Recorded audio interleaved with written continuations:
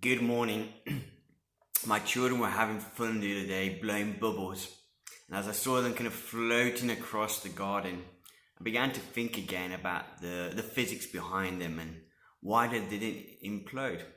I had to dredge through the memory banks in my head to my GCSE physics lessons. And I kind of remembered it must be something to do with the pressure inside being greater than the pressure outside. And it got me thinking about something else that operates on the same principle, and that's submarines. Submarines over the years have been able to go deeper and deeper as they explore the ocean's floors. I'm told that our oceans are less explored than any aspect of the human surface or even the moon. But as they've been going exploring and going deeper and deeper, obviously the deeper the submarine goes, the greater the pressure is on it. The deepest part ocean is called the Marina Trench, which is around 11,000 meters or 7 miles deep. And they say at that depth, the pressure is like 100 adult elephants standing on your head.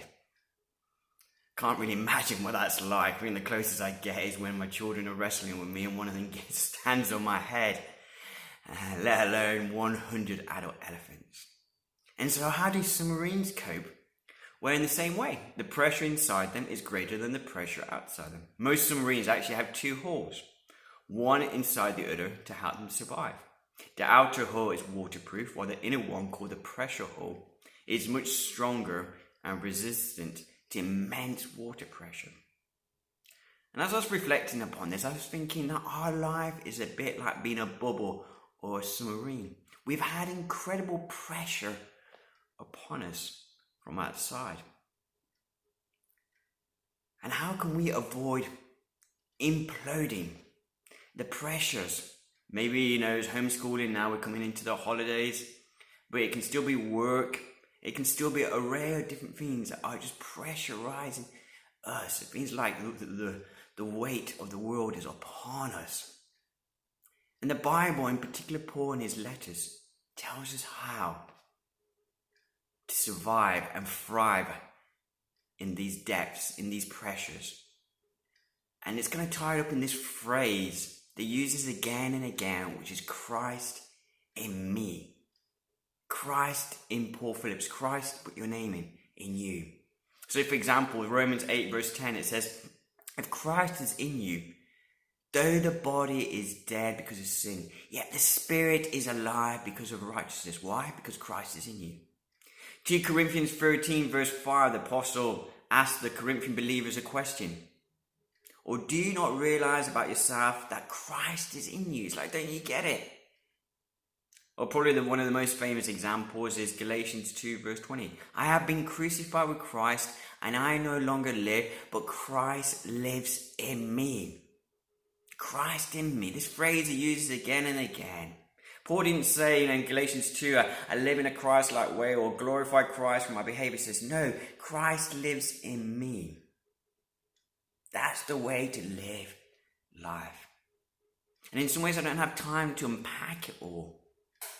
But if we're going to survive, we've got to begin to realize that Christ is in us, not just in our head, but in our hearts, in such a way that it outworks itself in our lives, in such a way that we can cope with all the pressures around us.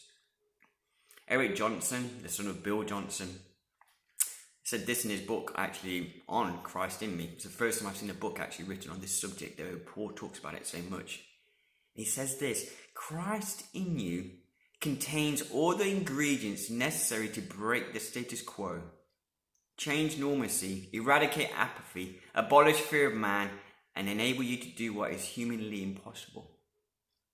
If I was going to paraphrase it, Christ in you contains all the ingredients necessary not to implode, but to go to greater and greater depths, and to take greater and greater pressures, and yet to still live and to thrive as a follower of Jesus.